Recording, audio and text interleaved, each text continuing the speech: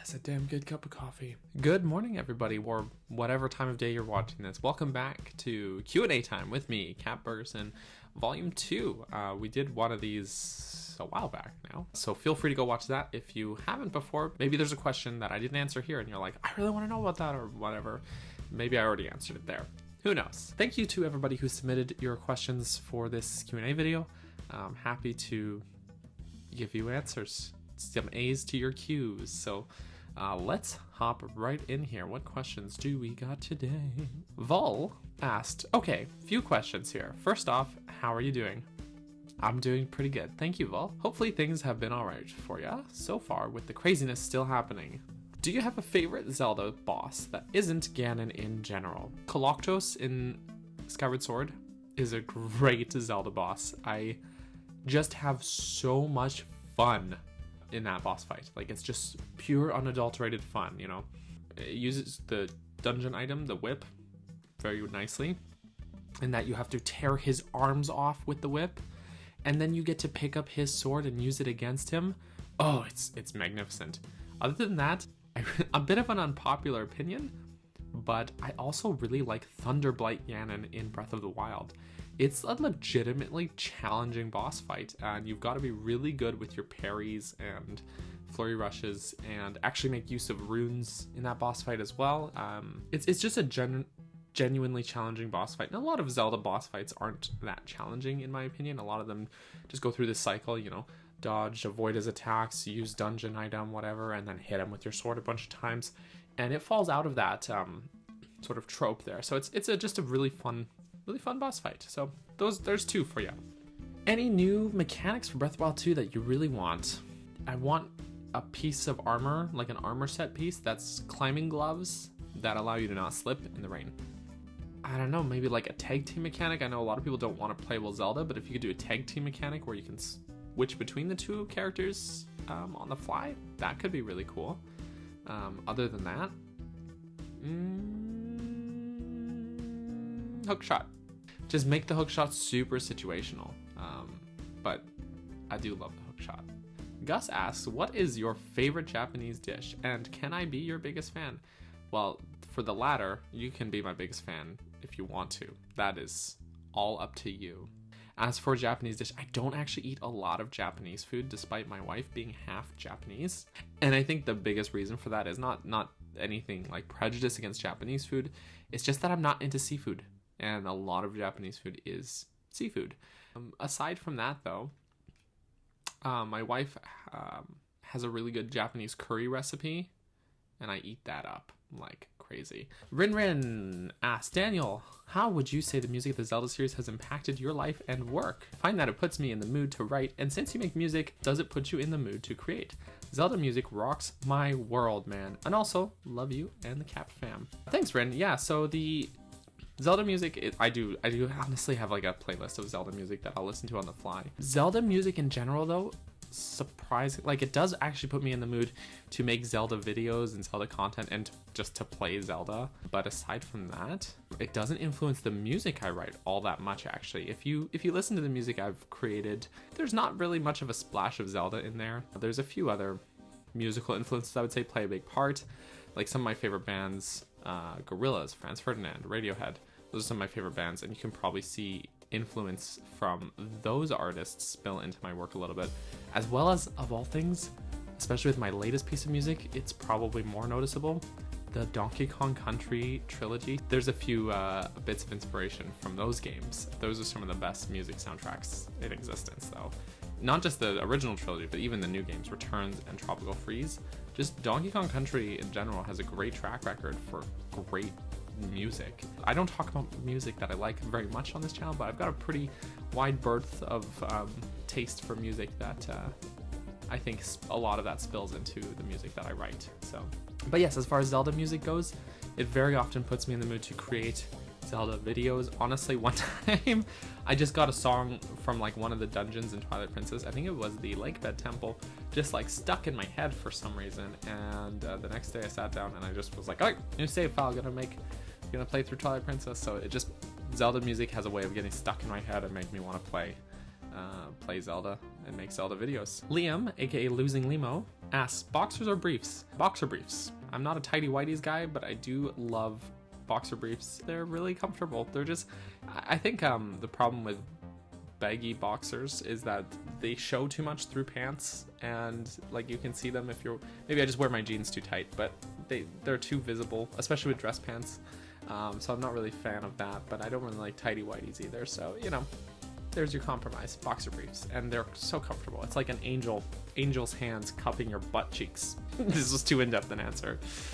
Matt Fry asks, would you get a matching tattoo with your wife? Honestly, I don't know. My wife has a couple tattoos and I don't have any because I am just too terrible at committing to tattoo ideas. I don't think I've ever had a tattoo idea where I'm like, that, I want that forever. Even a couple Zelda tattoos, I honestly have always felt like I've never liked it enough, or it's felt too cliche or cheesy to get it tattooed on me.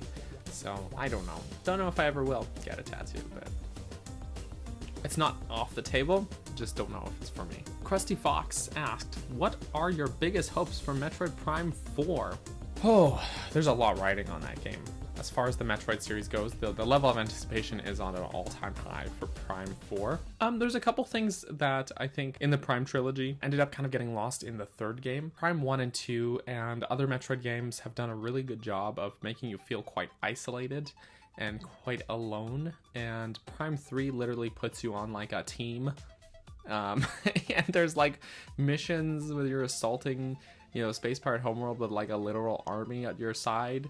And it just feels a little too like, whoa, this is in high intensity action. And I get they were trying to compete with like Halo, but it just felt a little weird. The loss of ability to switch your weapons really bothered me. Like basically your weapons upgraded and they stacked and boom, you got the plasma beam. It's plasma beam forever.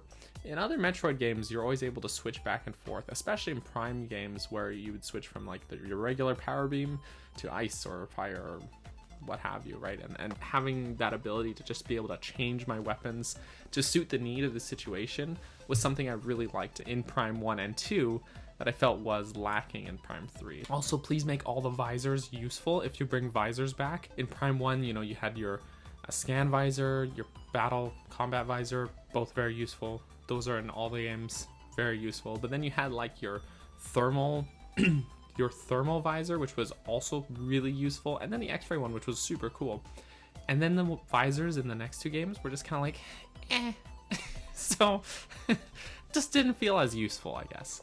Zelda Mom asked, do you know any canon that excludes the Sheikah deceiving the Royals and double agents? And/or whether the premonitions of Breath of the Wild was a false trail, so the Royals would dig up the tech.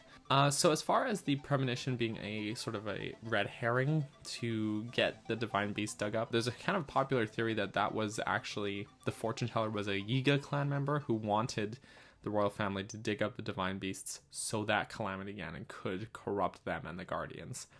But it's never been confirmed by any stretch if that's the case or not. It's just a really nice theory. Honestly, the Yiga clan is the first time that there's been like a canon confirmation of like Sheikah insurrection.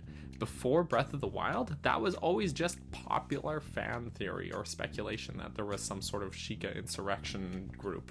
But before Breath of the Wild, it was never confirmed canon. So I would say almost all the canon excludes that, except for Breath of the Wild. But I do like the theory about fortune teller basically giving them a misnomer to lead them into this sort of trap almost. They're giving them this false sense of security with all this technology, but it's really a trap.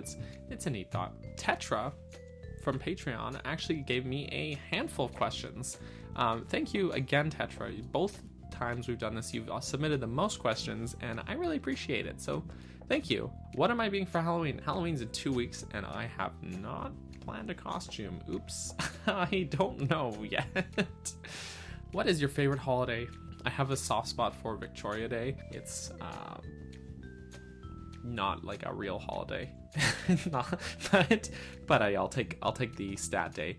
The reason is actually the Victoria Day long weekend is the weekend I met my wife back in 2010, and so I just have a soft spot for that. But aside from that, I don't know. I'm a big fan of Christmas. It's cheesy, I guess, but I've always been a fan of Christmas. What is your favorite season? I like autumn the best. I'm totally an autumn person. Summer's too hot. Winter's too cold. Autumn is just very comfortable, feels right. Also, I love crunchy leaves and autumn colors. Do you enjoy winter sports such as cross-country skiing, snowshoeing, or ice skating? Honestly, not really. This sounds so lame, but no, not really. None of those really are for me, I guess. I'm not a big sporty guy, though. Who would have guessed? What was your favorite Halloween costume from your childhood? All my Halloween costumes sucked as a kid, but one year I did dress as Harry Potter, and that was a fun one. What's your favorite candy? Honestly, I really like sour candies, but other than that, I don't eat a lot of candy, actually, but I am a sucker for Haagen-Dazs ice cream. I will sit down and eat a whole pint of Haagen-Dazs peanut butter and chocolate ice cream. It's so good. It's basically just chocolate ice cream with ribbons of actual peanut butter in it, and I'm a sucker for it. Just a sucker for it. Why don't you have a pet cat? 2 reasons.